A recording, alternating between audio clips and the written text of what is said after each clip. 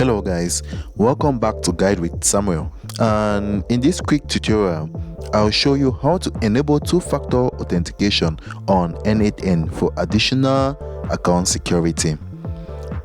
First, log into your n8n dashboard, then look at the bottom left corner of your screen. Click on the three dots next to your name. From the drop down menu, you're gonna want to click on Settings. Once you are in the settings page, under the personal tab you'll see an option that says enable two-factor authentication.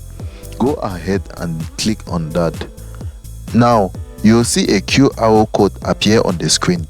Open your Authenticator app like Google Authenticator and scan the QR code.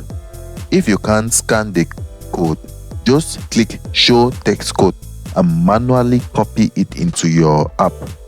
Once you have added the account to your Authenticator app, it will start generating codes. Enter the 6-digit code from your app into the input field on n8n. After that, you will be shown your recovery key. This is super important. Copy the key and save it somewhere safe or download it as a file. Finally, check the box that says I have downloaded my recovery key, then click to confirm.